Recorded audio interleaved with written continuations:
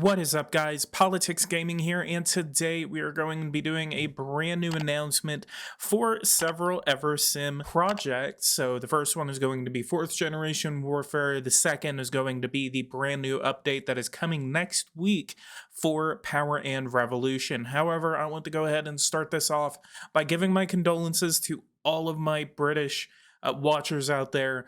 Yesterday was a very hard day for everyone in Britain.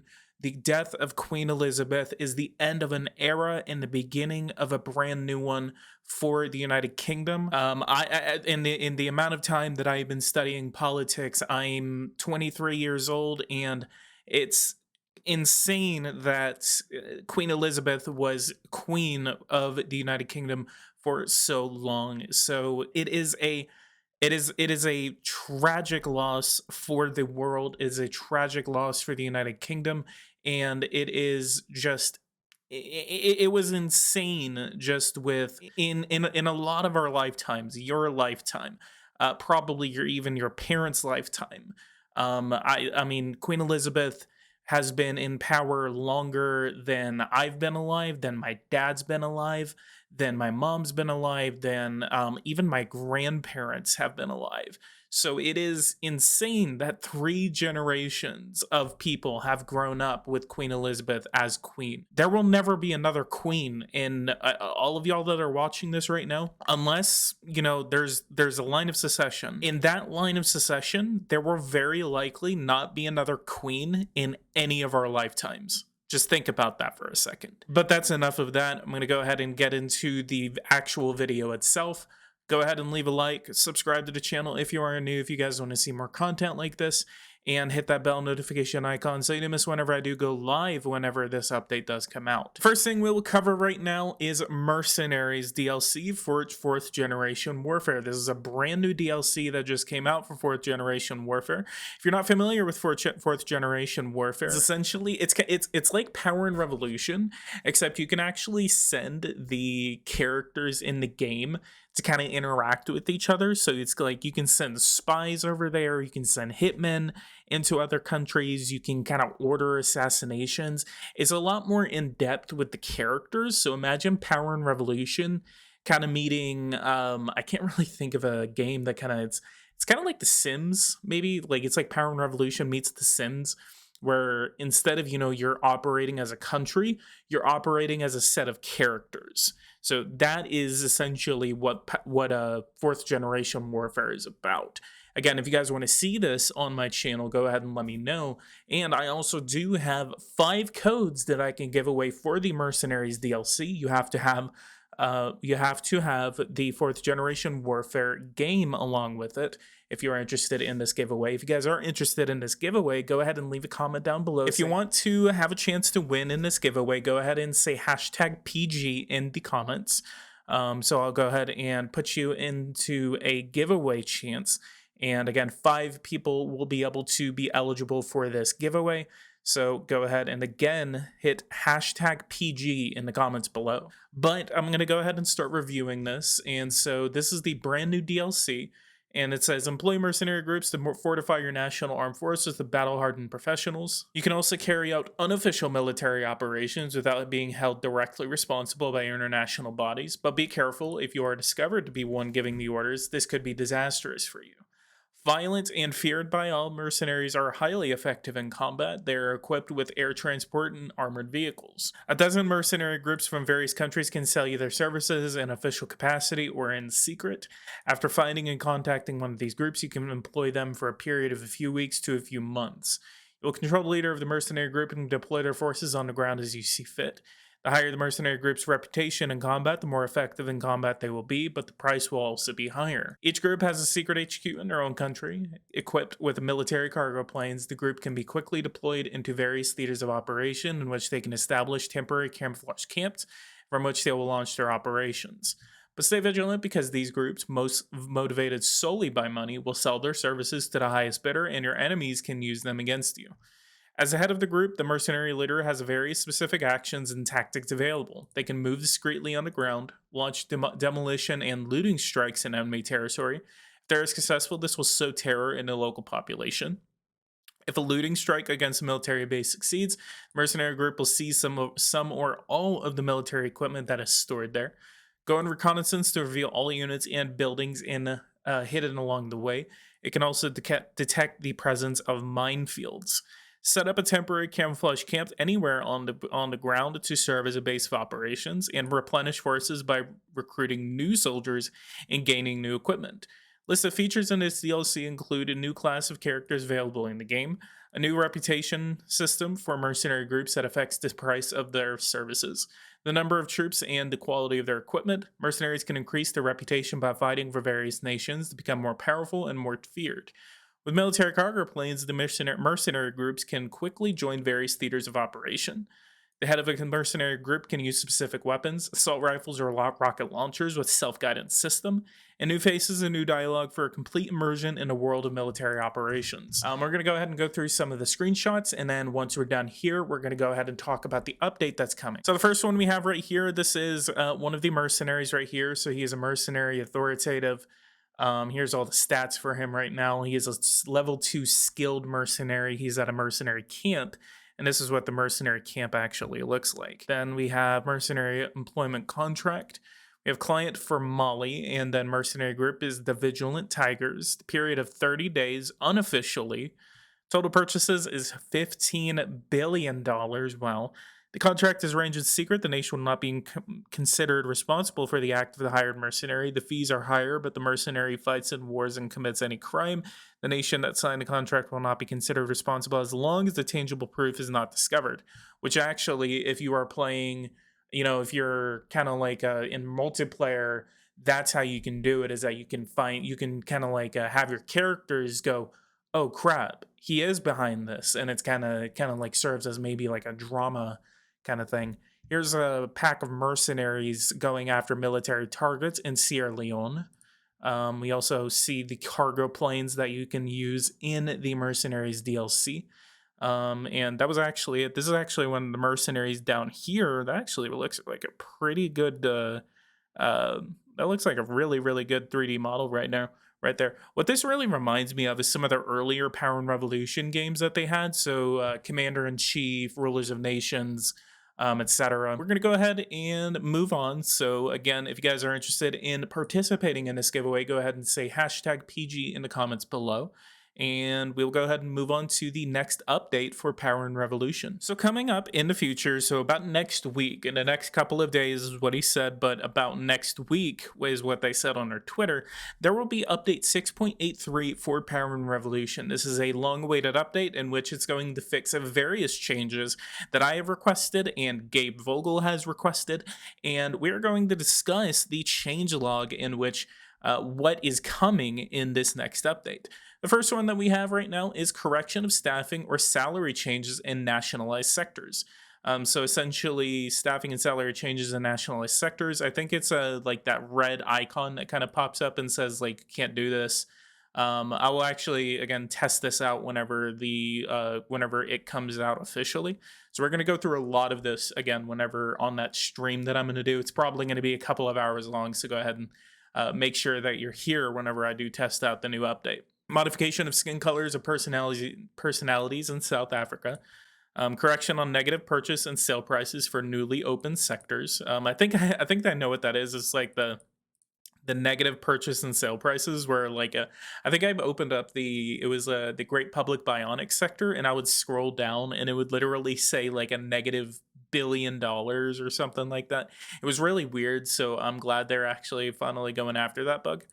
Correction on budgetary impact when imposing price cuts on certain sectors of activity. So budgetary impact. So I guess they're kind of like affecting the budgetary impacts about how much it costs whenever you impose a price cut.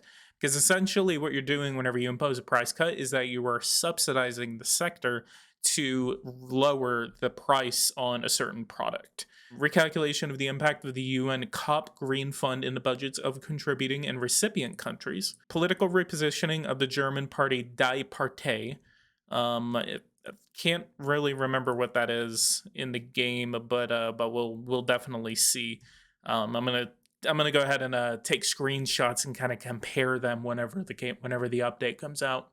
adjustment of the green fund calculation for contributors and recipients, political repositioning of the party of the head of state of the Netherlands, correction on coalitions when playing an opponent. So this is actually a big bug that Gabe Vogel was talking about, in which essentially he would be playing as Australia, and as Australia, he wasn't able to form a coalition with another party as the opposition because it was essentially thinking that he had lost the election, even though he formed a coalition in order to win the election. He would win the election, but it wouldn't allow him to advance into the head of state. I believe that's what he said.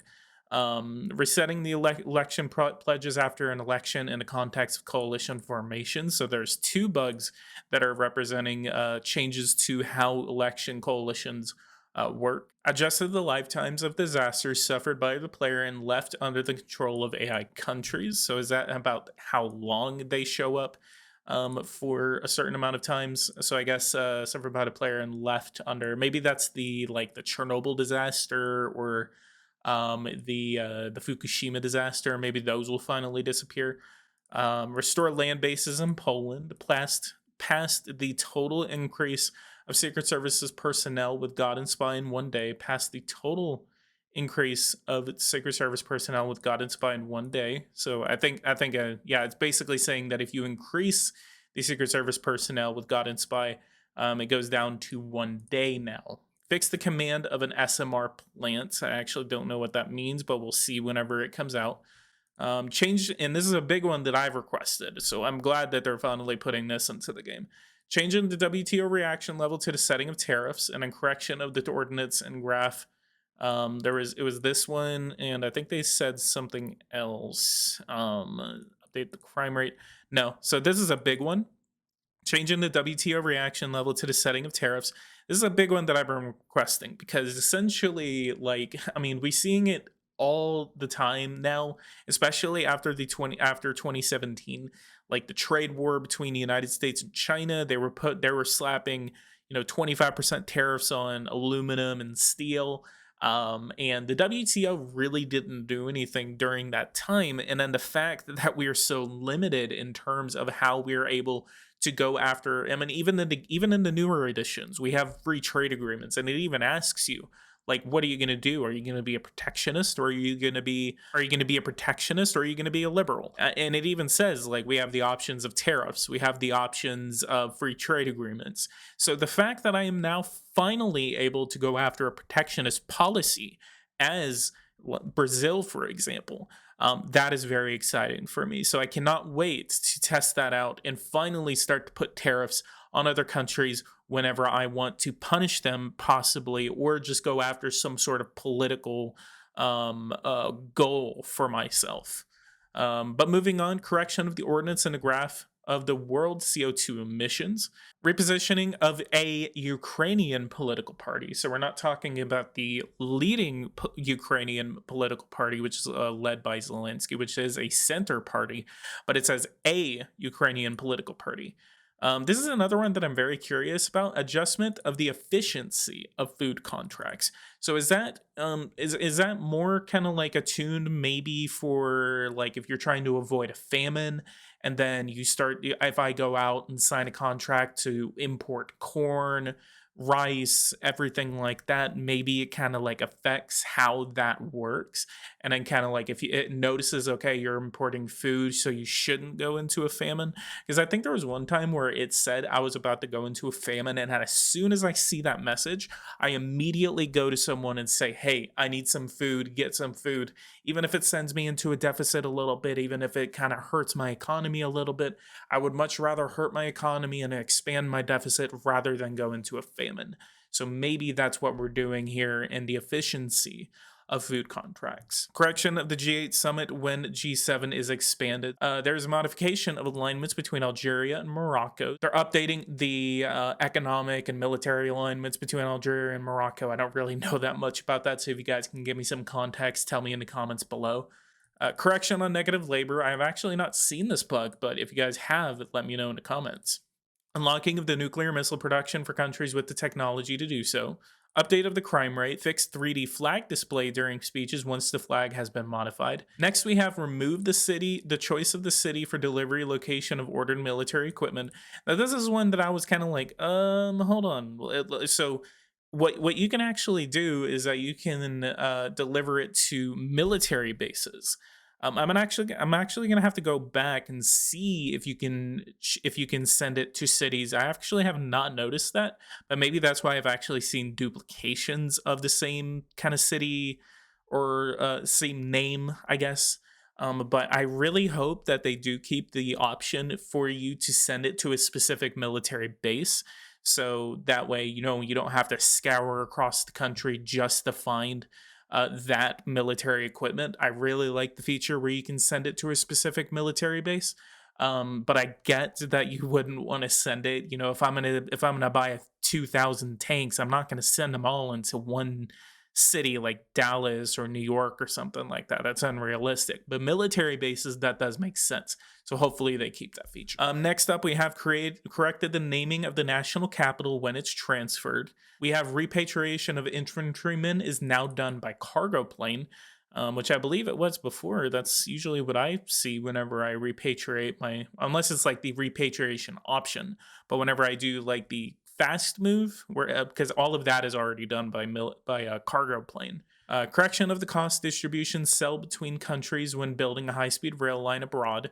So I guess that's the cost distribution between like if I were to build it from like El Paso to Mexico or something like that, and I think that's the like if it's like in 85% of Mexico and then like 15% of the United States, then Mexico bears 85% of the cost, which obviously that's not what you're planning to do.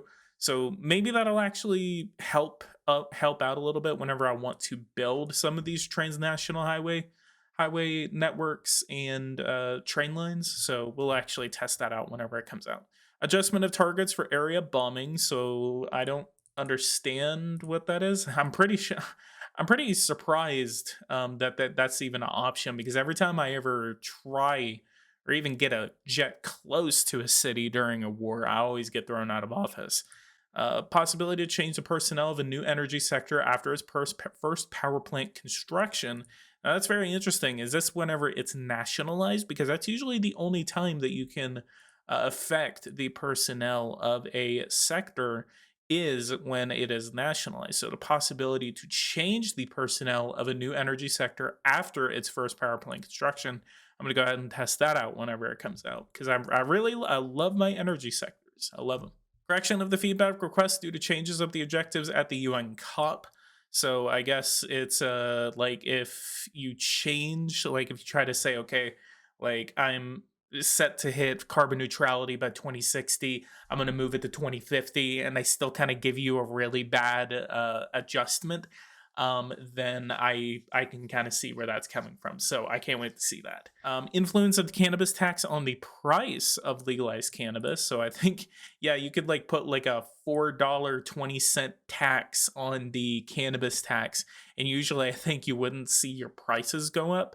So definitely cannot wait to finally put realistic taxes on cannabis, and then see that the prices are affected by it. Fix the freeze for some conflicts with illegal groups and resolved with God and Spy.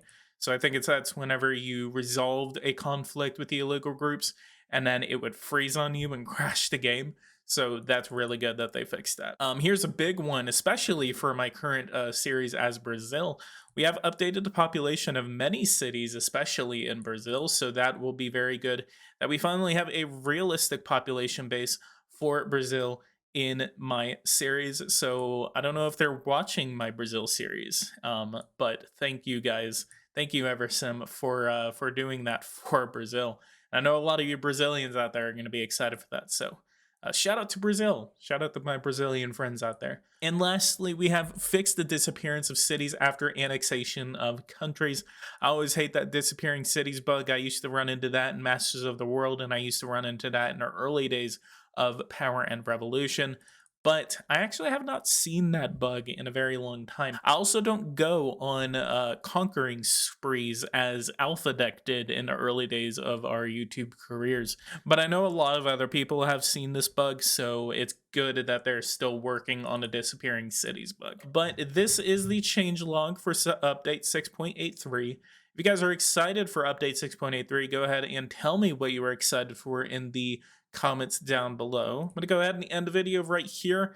Leave a like, subscribe to the channel if you guys are new. If you guys want to see more content like this, hit that bell notification icon so you don't miss anything whenever I do make it on the channel. And if you guys want to see the update, go ahead and subscribe to the channel. Help me hit 10,000 subscribers before our French competitor Francie does. He is way ahead of us in terms of subscribers, and I need to go ahead and start catching up. So if you guys can go ahead and subscribe to me, we are doing lots of giveaways. We're doing a $100 giveaway at 10,000 subscribers. Go ahead and subscribe. Just hit it. Maybe you don't even watch me, but go ahead and help me against this French guy if you guys can. So leave a like, subscribe to the channel if you are new. Go ahead and again hit that bell notification icon so you don't miss whenever I do go live with the 6.83 update. And I'll see you guys there. Thank you guys so much for watching this with me, and take care.